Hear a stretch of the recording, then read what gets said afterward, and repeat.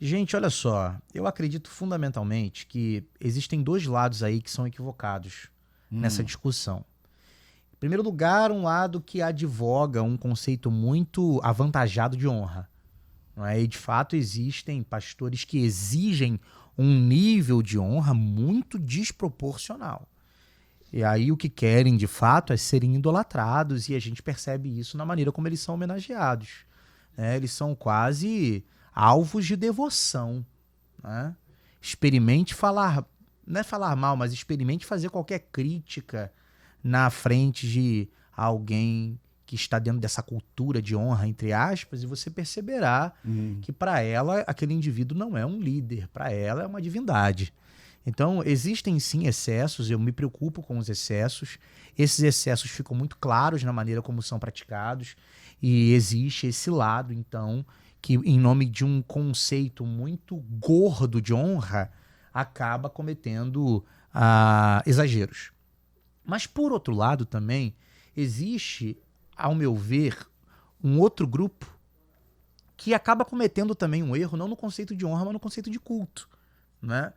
Porque por qual motivo Deus ficaria tão, tão atingido em ver que uma igreja se reuniu para celebrar a vida do seu pastor enquanto cultua?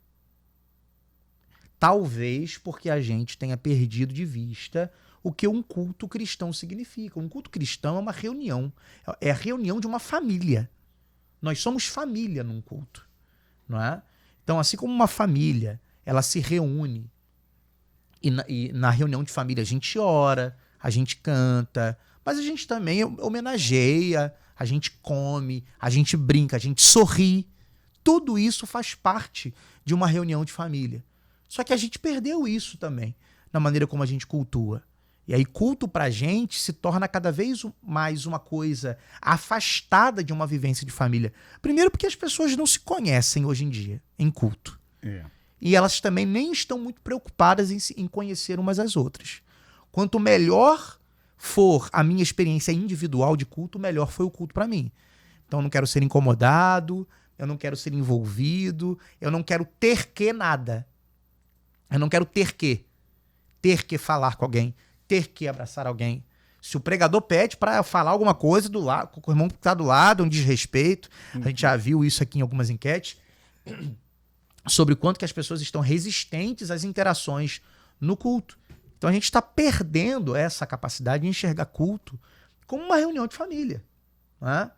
E é muito interessante isso, porque eu, ouvindo algumas falas dos nossos irmãos, eu volto aqui num argumento que serviu para uma pergunta minha aqui ao longo da enquete e que eu quero me debruçar, que é, será mesmo que eu preciso tornar uma oposição absoluta entre culto a Deus e homenagear a minha liderança?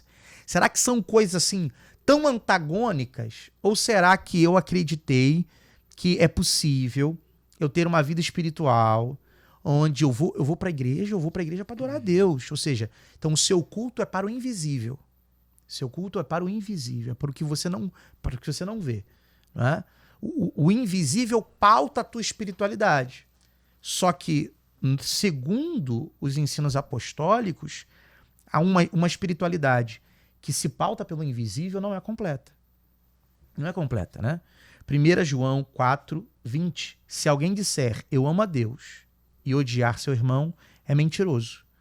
Pois quem não ama a seu irmão, a qual viu, como pode amar a Deus a quem não viu? Então, assim, se honrar uma figura que eu vejo me ofende tanto, eu sou tão incapaz assim, que facilidade é essa que eu teria de honrar o que eu não vejo? De honrar o invisível? Né? Miquel, mas há outro momento que isso poderia ser feito. Mas a pergunta é, por que tem que ser em outro momento? E eu acho essa problematização tão complicada porque ela me parece ser contracultural. E por quê? Porque o evangélico aprendeu o quanto que é espiritual culto de ação de graça. Nunca foi um problema pra gente. O que é culto de ação de graça? Fulano fez aniversário. Vamos fazer um culto de ação de graça pela vida do fulano? Graças a Deus, né? Vamos lá, vamos cultuar a Deus pela vida do fulano. A gente nunca viu problema nisso.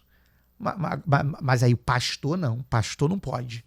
Será mesmo que o problema é que a gente quer ser puro ao culto a Deus? Ou será que isso também é uma expressão da nossa dificuldade de honrar figuras humanas? A gente precisa pensar nisso. Será que não dá para fazer uma homenagem equilibrada? Ah, porque aí para o culto e fica aquela bajulação. Mas será que não dá para fazer sem bajulação? Será que não dá para fazer sem? Será que não dá para fazer algo equilibrado? Será que a gente tem que deixar de fazer para manter o culto puro? Será que eu estou lutando pela pureza do culto? Ou eu estou tentando esconder a minha dificuldade de honrar a minha liderança em uma máscara de pureza litúrgica? Porque, meu irmão, se a gente for levar isso a sério, se culto é para Deus, cancela, tá, pastor Dário? Ano que vem, cancela. Culto de comemoração de aniversário de igreja. Isso, verdade. Porque não pode ser ficar idolatrando placa. Ficar... Não, é a Deus. Isso. É só a invisibilidade. Pra quê? Vai fazer um culto pra celebrar o quê? Prédio? Tá cultuando prédio? Tá cultuando parede? Gente, pelo amor de Deus. É evidente que Deus é honrado quando nós reconhecemos o valor daquilo que ele nos entregou. Não é? Biblicamente falando, quem levanta pastores para a igreja é o próprio Espírito. Então a igreja precisa ver a sua liderança como um presente de Deus para ela. E quando nós honramos essa liderança, é evidente que Deus é honrado nisso. Deus é glorificado nisso. Ou você acha que a única maneira de adorar a Deus é cantando música gospel e sentando para ouvir um sermão de 40 minutos? Isso é também uma forma de adorar a Deus, mas não é a única. Tanto é que a Bíblia nos convoca a adorar a Deus em todo o nosso procedimento. Então eu estou aqui trabalhando, Letícia, pastor Dário, nós estamos adorando a Deus. Pelo nosso procedimento. Sim, sim. Pelo nosso proceder. Deus é adorado. Quando eu faço o que é justo, quando eu faço o que é bom, Deus é glorificado.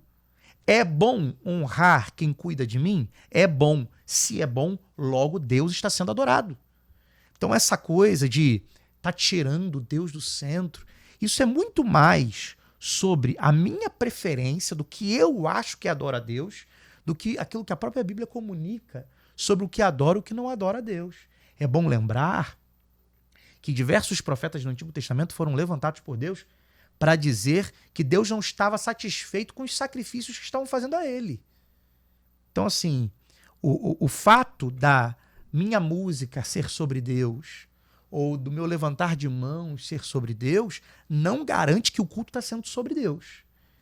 E o fato de que ali eu estou honrando uma liderança humana, disso não se segue que Deus não está sendo honrado. A coisa não é tão simples assim. Então, eu acredito que isso parte muito mais do quanto que a gente está investindo tempo problematizando coisas. Que no fundo, não existe nenhum tipo de contradição, não há nenhuma contradição entre uma igreja reconhecer o... Gente, a não ser que essa liderança está sendo honrada todo culto, aí é um problema. Mas, poxa, no aniversário do pastor, uma vez no ano, a igreja tirar um momento ali em família para louvar a Deus pela vida do pastor, perdão, e que seja entregar presente, e que seja dizer alguma coisa, olha, pastor, estamos aqui com a igreja reunida para lhe agradecer pelo que o Senhor tem feito por nós, e nós queremos, como igreja, abençoar a sua vida. Por favor, pastor, se ajoelhe aqui com a sua família, igreja, estenda as suas mãos, vamos orar. Gente, se Deus não está sendo adorado nesse ato, perdoe-me, mas o conceito de adoração a Deus está muito refém do invisível. E repito, a Bíblia condena essa espiritualidade. A Bíblia condena essa espiritualidade que diz amar muito o invisível e coloca questões, coloca dificuldades na hora de amar o visível. Então, para concluir aqui, de uma maneira mais evidente, eu não acredito que qualquer homenagem seja comprometedora da centralidade de Deus no culto. Não acho, não vejo dessa maneira.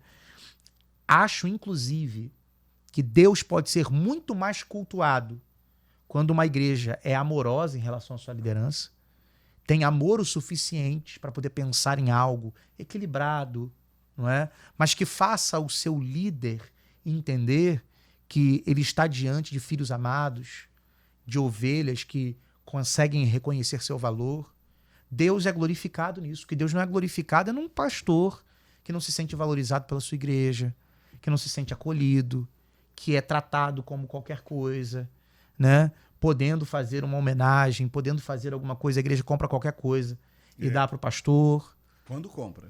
Quando compra. Você acha que Deus é glorificado nisso? É nisso que Deus está sendo glorificado? Pois é. De maneira nenhuma, né, gente? Então, com equilíbrio, é possível fazer sim. Entende? O pastor não gosta? Amém, é uma preferência do pastor. Ele prefere que seja em outro lugar? Sim.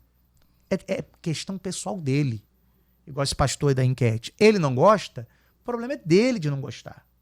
Agora, transformar o não gosto dele em uma regra para todo e qualquer pastor, toda e qualquer comunidade, tem muita igreja que está aí honrando seu pastor e estão muito bem, obrigado. É verdade. Estão muito bem, obrigado. Agora, Miquel, então você está dizendo que não há exagero?